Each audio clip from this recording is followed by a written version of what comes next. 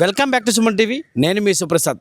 సాధారణంగా ఒక రాజకీయ నాయకుడి ఇంటి దగ్గర కార్యకర్తల కోలాహలం ఉంటుంది, లేదా పైరవీల సందడి ఉంటుంది. కానీ నేడు నర్సీపట్నంలో సీన్ రివర్స్ అయ్యింది. ఆంధ్రప్రదేశ్ శాసనసభ స్పీకర్ చింతకాయల అయ్యన్న పాత్రుడి నివాసం అక్షరాల నిలయంగా మారింది. ప్రభుత్వ పాఠశాలలో చదివి పేదరికాన్ని జయించి 10వ తరగతి ఫలితాల్లో మెరుపులు మెరిపించిన ఆనిముత్యాలకు నేడు స్పీకర్ నివాసంలో రాజ మర్యాదలు దక్కాయి. అధికారం ఉన్నవాడు ఆజ్ఞాపిస్తాడు, కానీ బాధ్యత ఉన్న నాయకుడు భవిష్యత్తును తీర్చిదిద్దుతాడు. ప్రభుత్వ పాఠశాల విద్యార్థుల ప్రతిభను గుర్తించి వారిని తన ఇంటికి ఆహ్వానించి ఆత్మీయంగా హక్కును చేర్చుకున్నారు స్పీకర్ అయ్యన్న పాత్రుడు. స్పీకర్ నివాసంలో సోమవారం మధ్యాహ్నం ఒక అద్భుతమైన విందు కార్యక్రమం జరిగింది. నియోజకవర్గంలోని 11 మంది టాపర్లను, వారి పాఠశాల ప్రధాన ఉపాధ్యాయులను, ఎంఈఓలను స్పీకర్ తన స్వగృహానికి ఆహ్వానించారు. ఇక్కడ విశేషం ఏమిటంటే కేవలం ఆహ్వానించడమే కాదు, స్పీకర్ సతీమణి పద్మావతి, కుమారుడు రాజేష్, కోడలు డాక్టర్ సువర్ణ మరియు దివ్యశ్రీలు స్వయంగా సాక్షాత్తు ఒక కుటుంబ సభ్యుల విద్యార్థులకు స్వయంగా భోజనం వడ్డించారు. మా ఇంటికి వచ్చిన సరస్వతి పుత్రులు మీరు అంటూ ఆ పిల్లలను వారు గౌరవించిన తీరు అక్కడ ఉన్న వారిని భావోద్వేగానికి గురి చేసింది. విద్యార్థులు తాము పడిన కష్టాన్ని మర్చిపోయి ఈ గౌరవంతో ఉప్పొంగిపోయారు. ఈ సందర్భంగా స్పీకర్ అయ్యన్న పాత్రుడు చేసిన వ్యాఖ్యలు ప్రతి ఒక్కరిని ఆలోచింపజేస్తున్నాయి. ఎన్ని కోట్ల ఆస్తులు ఉన్నా చదువే గొప్ప సంపదని ఆయన నొక్కి చెప్పారు. ముఖ్యంగా నర్సీపట్నం రికార్డులను ఆయన గుర్తు చేశారు. అనకాపల్లి జిల్లాలోని 7 నియోజకవర్గాల్లో ఎక్కడా లేని విధంగా కేవలం నర్సీపట్నం నుంచే 54 మంది విద్యార్థులు 570 పైగా మార్కులు సాధించడం ఒక సంచలనమన్నారు. ప్రభుత్వ పాఠశాలలో నాణ్యమైన విద్య అందుతుందని చెప్పడానికి ఈ ఫలితాలే నిదర్శనం అన్నారు. గతంలో డిగ్రీ కాలేజీ కూడా లేని నర్సీపట్నం నేడు ఇంజనీరింగ్, పాలిటెక్నిక్, నర్సింగ్ వంటి సంస్థలు తెచ్చామని, భవిష్యత్తులో నర్సీపట్నాన్ని ఒక ఎడ్యుకేషనల్ హబ్గా మారుస్తామని ఆయన ఆకాంక్షించారు. నమస్కారం అండి. మాకైతే అందరికీ చాలా సంతోషంగా ఉంది. గవర్నమెంట్ స్కూల్స్లో అత్యధిక శాతం రిజల్ట్స్ రావడం ఆనందంగా ఉంది మాకు. అంచేత ఎక్కువ శాతం ఎవరైతే స్కోర్ చేశారో ఆ పిల్లలతోటి సరదాగా భోజనం చేయాలనిపించి వాళ్ళందరినీ పిలిపించడం జరిగింది. ఈరోజు టాపర్స్ అన్నమాట అందరూ కూడా. నాకైతే చాలా ఆనందంగా ఉంది. ఎందుకంటే గవర్నమెంట్ స్కూల్స్లో పిల్లలకి ఇంతంత పర్సెంటేజ్ రావడం చాలా అరుదుగా ఉంటుంది.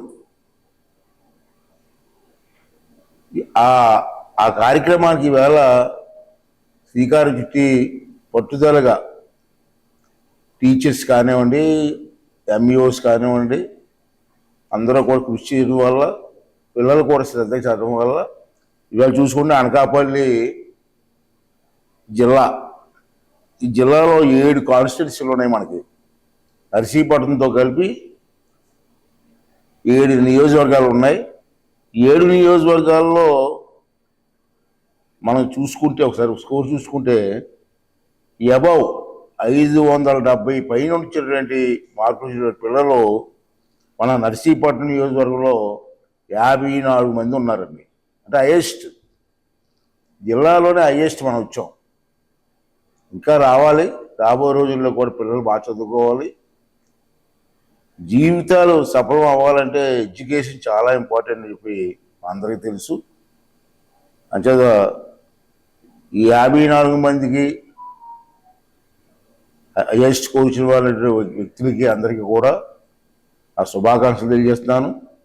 వారిని ఈ స్థాయికి తీసుకొచ్చినటువంటి టీచర్స్ని కానీ అధికారులు కూడా ఆ శుభాకాంక్షలు తెలియజేస్తూ రాబోయే రోజుల్లో ఇంకా మంచి పర్సెంటేజ్ వచ్చేలాగా పిల్లలను తీర్చిదిద్దవలసిన అవసరం ఉంది. నాకు తెలుసు చాలామందికి ఈవేళ చదువు మీద ఇంట్రెస్ట్ ఉంది, ఏదో సాధించాలనే కోరికలు పిల్లల్లో ఉన్నాయి. దానికి మనం కొంచెం చేయూతనిస్తే తప్పనిసరిగా వాళ్ళు గోళ్ళు సాధిస్తారు, ఉన్నత స్థాయిలోకి వెళ్తారు. నేను చాలామంది చూశాను. నేను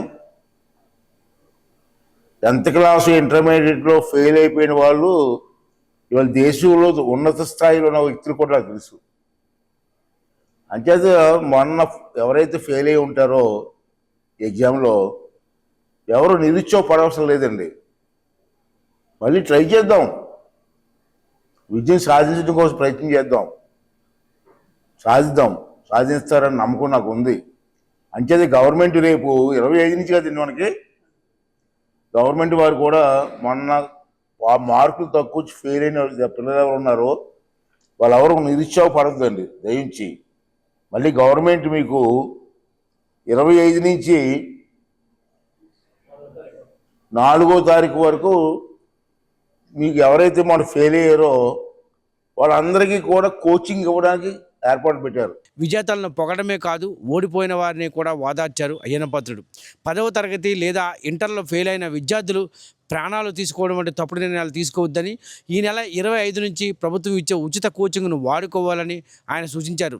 రాజకీయ నాయకులతో కాకుండా ఇలాంటి టాలెంటెడ్ పిల్లలతో కలిసి భోజనం చేయడం తన అదృష్టమని ఆయన అనడం ఆయనలో నిరామరతకు అద్దం పడుతుంది. విద్యార్థులకు ఏటుకొప్పాక సరస్వతీదేవి ప్రతిభలను అందించి ఉపాధ్యాయులను సన్మానించి గురుభక్తిని చాటుకున్నారు. ఏది ఏమైనా విద్యార్థులను ప్రోత్సహించడంలో స్పీకర్ అయ్యన్నపాత్రుడు తీసుకున్న ఈ చొరవ మిగిలిన నాయకులకు కూడా ఒక మార్గదర్శకం. ఈ కార్యక్రమంలో ఆ విద్యార్థుల్లో కలిగిన ఉత్సాహం వారిని ఉన్నత శిఖరాలకు చేరుస్తుందని ఆశిద్దాం. కెమెరా పర్సన్ దుర్గాభాయ్తో శివప్రసాద్, సుమన్ టీవీ, నర్సీపట్నం నియోజకవర్గం.